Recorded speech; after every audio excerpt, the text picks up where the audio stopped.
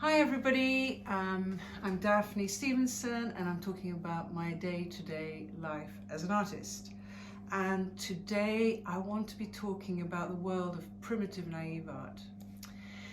I'm known as a primitive naive artist, and lots of people do not understand what primitive naive art means. The first thing is it's self-taught art, and so we're completely untrained. And naive art is childlike, innocent, and we often come along and overturn everybody else's ideas with just a completely different art that other people haven't seen. As I said, very childlike and innocent, but there's a huge amount of detail involved. Now, where people get confused is if they see naive art with just a sort of couple of houses and a vague rooftop and no people, that's not, it's naive, but it's not proper primitive naive art. Primitive naive art is actually very skilled. Even though we're untrained, we've never been to college or university, we are actually skilled in that we put a lot of detail in our work. Primitive naive art has to tell a story, so it involves lots of people, always normally people or animals, and lots of detail, whether it's a village or whether it's a jungle scene or something like that. Now, there are different forms of primitive naive art.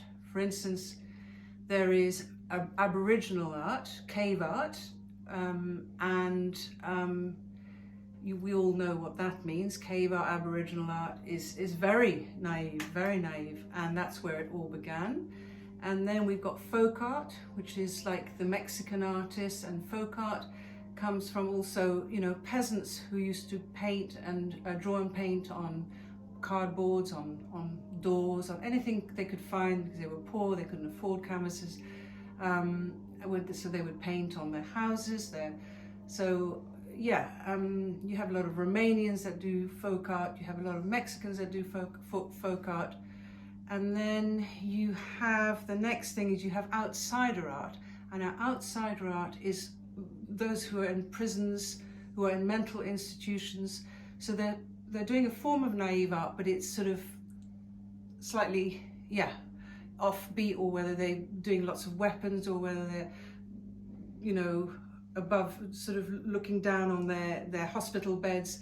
That's called outsider art. And then,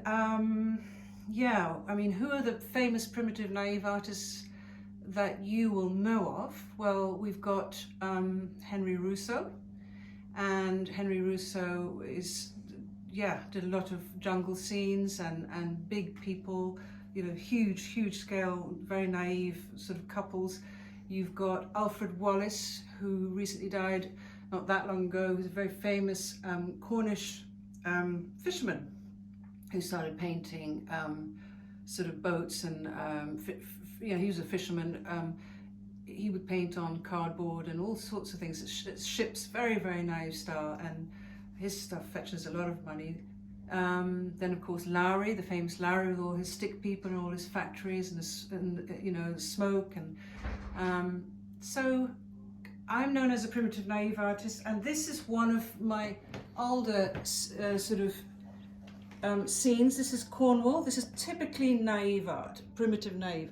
I've got St Michael's Mount, and lots of things going on, lots of detail. A very happy sunny day in Marazion in Cornwall, and funnily enough I had my studio just here.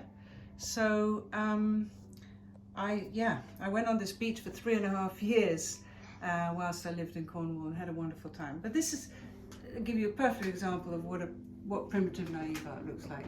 So I hope you understand the difference between Aboriginal art, folk art, outsider art, and primitive naive art. Thank you for watching, and see you tomorrow.